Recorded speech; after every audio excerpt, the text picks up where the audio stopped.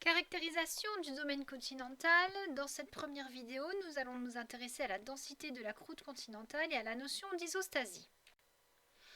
Rappel de première S. Vous avez vu en première S que la croûte océanique est beaucoup plus fine que la croûte continentale et vous avez travaillé sur la limite géologique continent-océan au niveau des marges passives.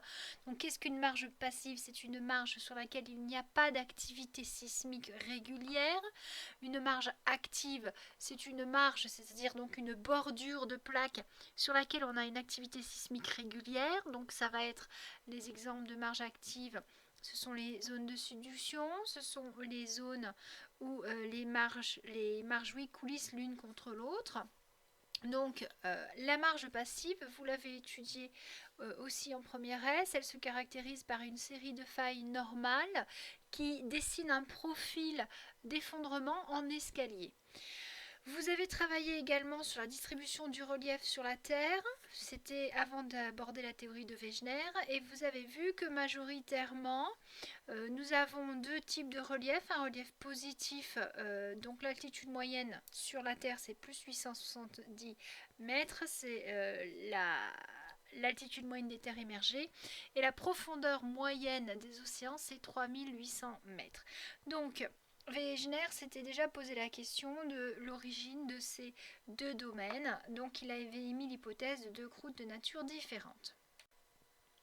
Donc la croûte océanique, vous l'avez étudiée en première S, elle fait en moyenne 10 km d'épaisseur, elle est constituée principalement de roches de même nature, vous avez donc une alimentation par péridotite fondue partiellement en provenance donc du manteau.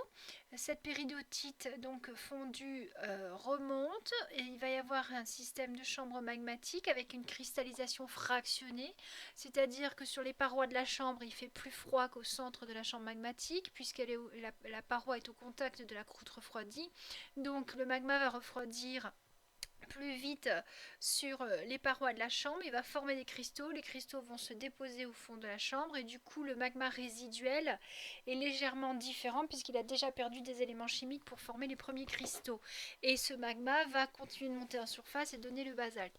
Bon, globalement ce phénomène est tellement rapide qu'on n'observe pas trop de différence de nature chimique entre le gabbro et le basalte. La seule différence va être au niveau de la structure, c'est-à-dire que le gabbro est une roche entièrement cristallisée, donc ça correspond à tous les cristaux déposés au fond de la chambre magmatique, alors que le basalte, lui, correspond à un magma qui a été rapidement refroidi, donc il n'a pas eu le temps de former tous ces cristaux, donc une pâte de verre qu'on appelle la mésostase, au sein de laquelle on va observer de petits cristaux.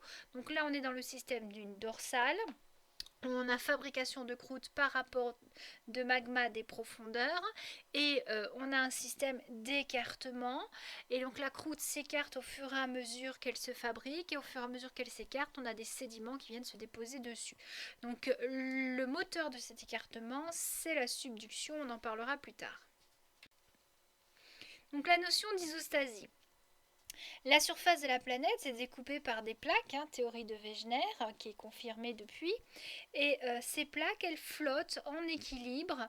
Donc on les appelle les plaques lithosphériques.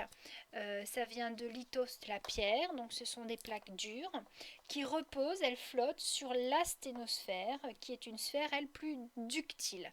Donc je vous invite à voir une autre vidéo sur la structuration de la Terre pour remettre le vocabulaire en place. Donc ici, on a des plaques qui flottent sur un milieu plus ductile. Et ces plaques ont un relief.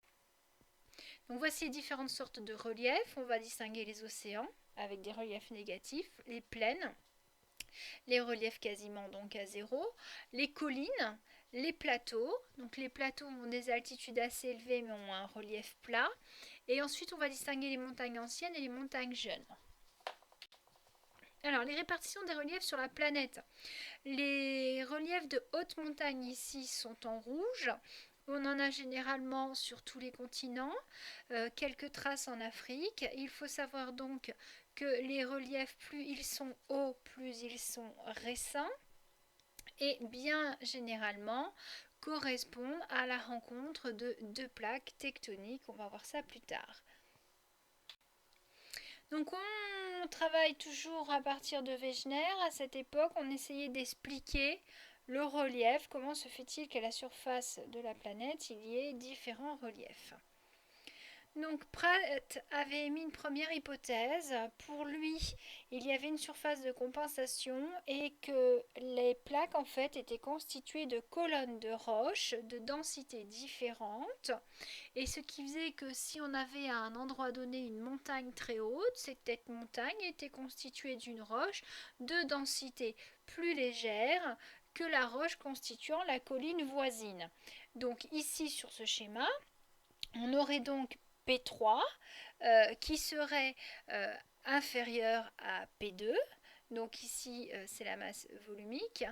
Et donc du coup, ça expliquerait la différence de hauteur. Mais pour que ce soit tout à l'équilibre sur une densité plus élevée, à ce moment-là, la variation de volume, comme tout est à l'équilibre et tout pèse le même poids sur la surface de compensation, puisque c'est le principe d'une surface de compensation, c'est-à-dire tout le long de la surface de compensation, sous chaque colonne, vous avez le même poids qui appuie, la même pression. Donc si vous avez une colonne qui est plus haute qu'une autre, elle est censée avoir, donc sous la colonne avec ρ3, on est censé avoir la même pression que sous la colonne avec ρ4 par exemple. Et bien si on est censé avoir la même pression mais qu'on a un volume différent, c'est que la masse volumique est différente. Donc plus le volume est gros, plus en toute logique la masse volumique est légère. Donc ça c'est la théorie de Pratt. Airy, lui, avait émis l'hypothèse qu'en fait, toute la croûte ne serait constituée que d'une seule et même sorte finalement de roche qui a une seule et même masse volumique ou densité. Et par contre, effectivement, si la densité est constante, c'est qu'on a des variations de volume et on a forcément, dans le cas où on a un relief plus élevé ou un relief plus faible, on a une compensation en profondeur qui ne se trouverait pas donc à la limite de la croûte, mais plus en profondeur dans le manteau. Et on aurait donc des colonnes constituées à la fois de croûte et de manteau, et sur la surface de compensation, toutes ces colonnes exerceraient le même poids. Donc on pourrait avoir des colonnes constituées uniquement de croûte et des colonnes constituées d'une toute petite croûte et de beaucoup de manteaux. Donc il va falloir maintenant vérifier quelle hypothèse est la bonne.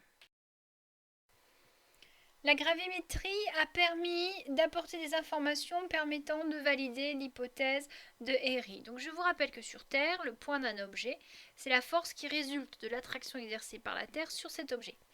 Et cette force d'attraction, elle dépend de l'intensité de pesanteur terrestre qu'on appelle la gravité, dont vous avez appris la valeur moyenne. La gravimétrie, donc, c'est l'étude de l'intensité de la pesanteur terrestre et de ses variations.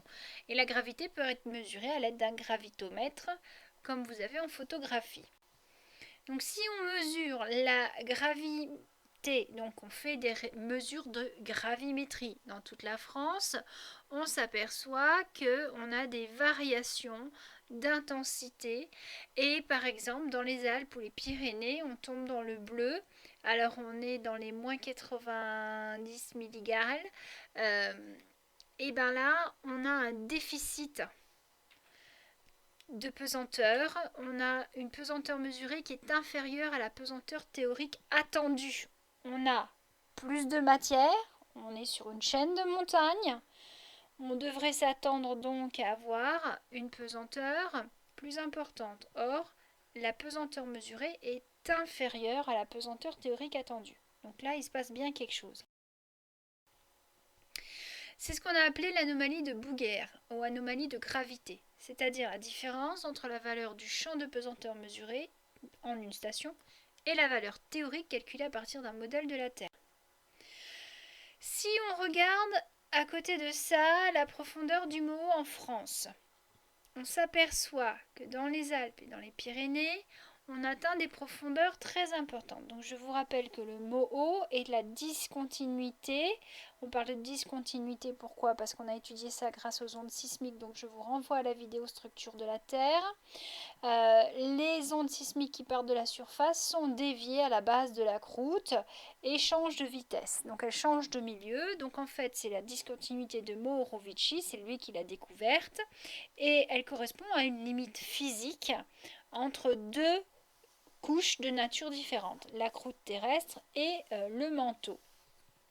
Donc ce mot eau finalement c'est la base de notre croûte, d'accord? Et on s'aperçoit, vous regardez sur la carte, que en moyenne dans le bassin parisien la profondeur elle est faible, elle tourne autour des 20 un petit peu plus 38, quelque chose comme ça, alors que voilà dans les Alpes on monte jusque dans du violet, c'est-à-dire 50, 60 voire à certains endroits 70 km de profondeur. Ça veut dire que sous les Alpes, alors qu'on est dans un relief très élevé, comme par hasard, la croûte est très profonde, alors que en plaine, le relief est faible, la base de la croûte n'est pas profonde.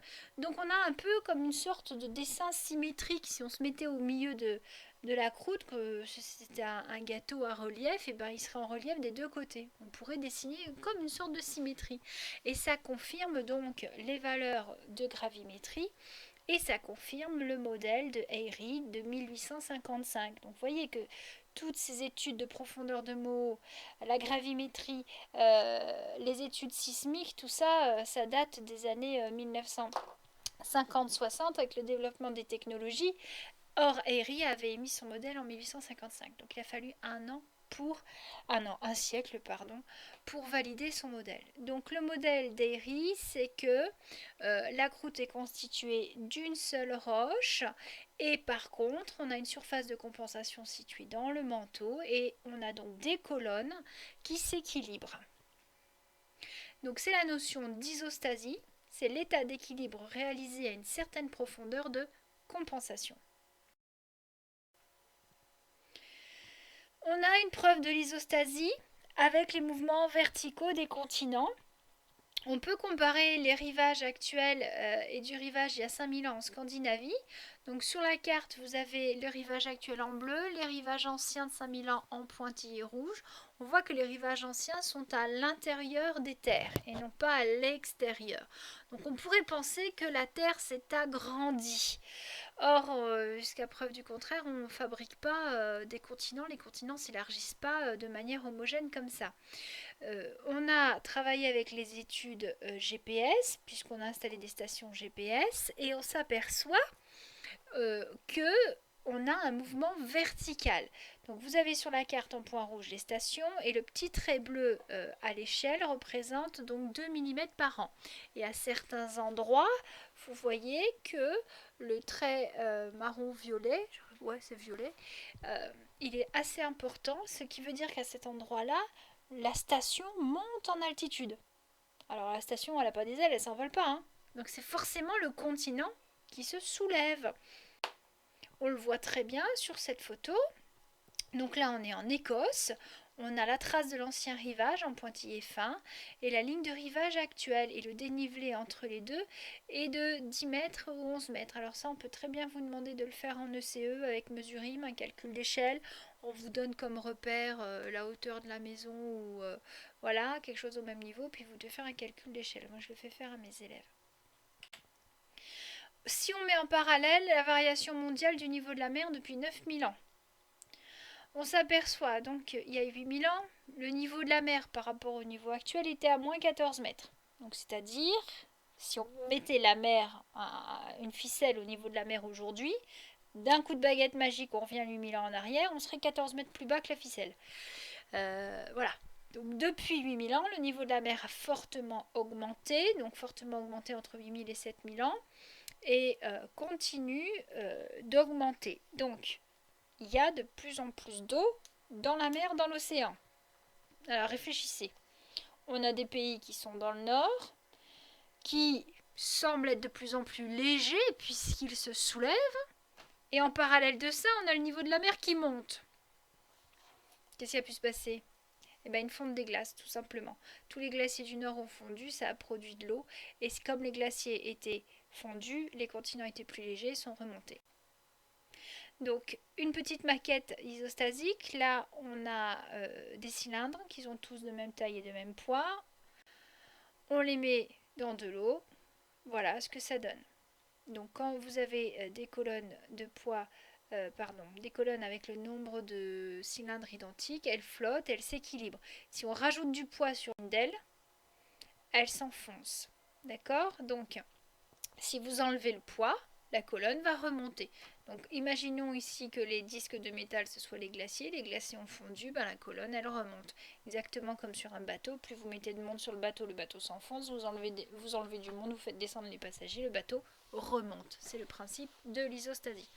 Alors si on vous demande comment vous pouvez modéliser ça en ECE rapidement, vous prenez un bécher, de l'huile, vous récupérez des bouts de polystyrène, des petites masses de poids différents, et puis moi j'avais pris des bouchons de bouteille, j'ai mis du plâtre dedans, et puis vous mettez dans le bécher votre morceau de polystyrène, vous le découpez au même diamètre que le bécher, et puis vous posez les masses sur le polystyrène, et vous allez voir le polystyrène qui s'enfonce, vous enlevez la masse, le polystyrène remonte, enfin bref, vous faites du mumuse quoi. Donc l'isostasie est le principe de racine crustale selon le modèle de Airy. Donc vous avez une lithosphère qui est rigide. Donc je vous rappelle que la lithosphère est constituée de la croûte et du manteau supérieur rigide. Cette lithosphère va flotter sur l'asténosphère ductile.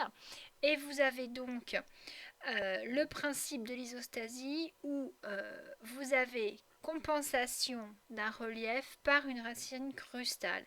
Ce qui veut dire que vous avez forcément sous une colonne énorme, par exemple la colonne centrale là qui fait le plus fort relief, vous avez donc une compensation de masse en profondeur par le simple fait que la quantité de manteau qui se trouve sous la colonne est beaucoup plus petite. Le manteau est plus dense, plus lourd, mais comme vous avez une grosse masse légère au-dessus, le poids total de la colonne va être compensé. Donc on va voir ça dans les fiches suivantes. Donc les roches de l'ACC et leur densité. Donc les calculs pour l'isostasie, ce sera dans la vidéo 2. Qu'est-ce qu'on trouve dans l'ACC? Essentiellement du granit. Bon, je ne vous fais pas un cours dessus, vous l'avez vu en première S. Roche entièrement grenue, plutôt de caractère acide, c'est-à-dire riche en silice. Qu'est-ce qu'on trouve? Des plagioclases blancs, des orthos sont aussi des feldspaths, comme les plagioclases, de la biotite brillant, noir souvent, et du quartz de forme irrégulière translucide. Les granites, comment on les observe dans la nature? Vous avez ici l'image satellite Google Earth, c'est la carte géologique BRGM du granit de Flamanville. Donc ça, on en parlera dans les vidéos suivantes. En général, le granit se met en place en profondeur. C'est une boule de magma qui arrive, qui est bloquée en profondeur et qui refroidit sur place. Et je dis bien une boule, ça s'appelle un pluton.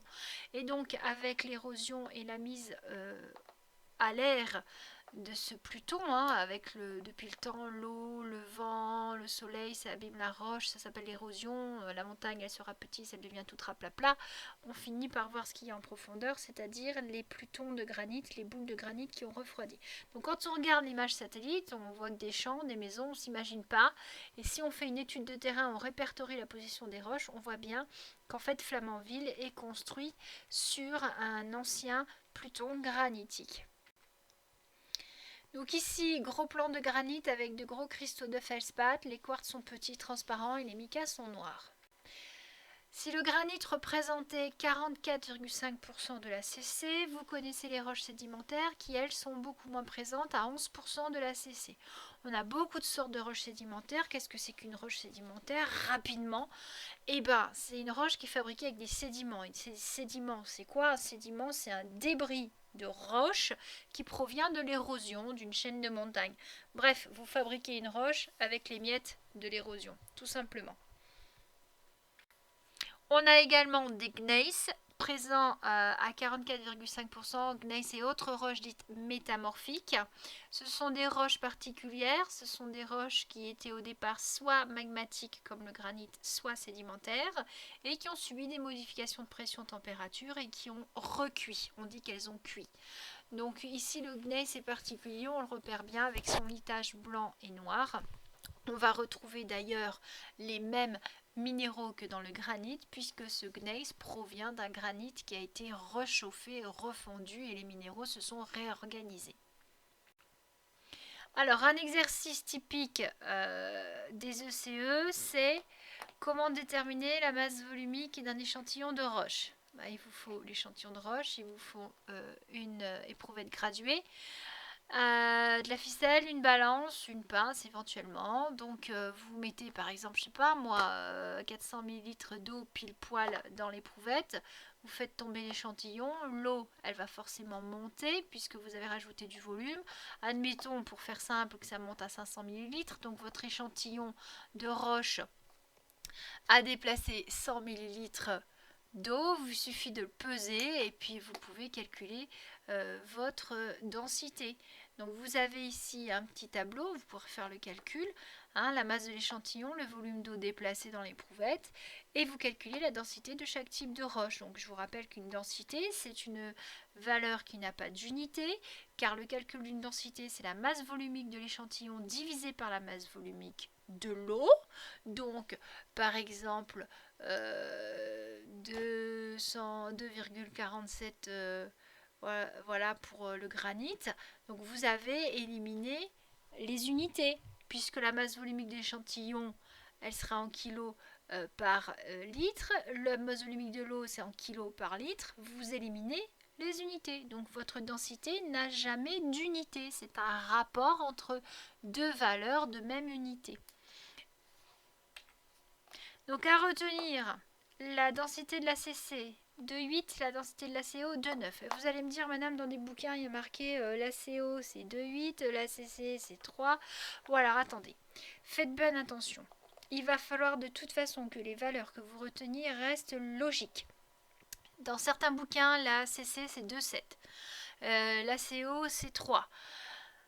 Vous retenez toujours que la CC est plus légère, moins dense que la CO. Donc ça, il faut que ça reste logique. Peu importe les valeurs que vous prenez. Bon, ne sortez pas 8,7. Mais si vous mettez 2,7 pour la CC et vous mettez 2,9 pour la CO, c'est bon. Vous mettez 2,7 pour la CC, vous mettez 3 pour la CO, c'est bon. À partir du moment qu'au début de votre exercice, vous écrivez, on considère la densité de la CC est égale à 2,8, la densité de la CO est égale à 2,9. Vous posez les valeurs que vous avez apprises. D'accord? Et ensuite, vous faites votre exercice. Vous serez noté sur le raisonnement et non pas sur la valeur de la densité. Si vous avez une dissertation de type 1, on ne va pas vous foutre 0 parce que vous avez marqué 2,8 au lieu de 2,7. D'accord? Du moment que vous restiez logique, la CC est plus légère que la CO.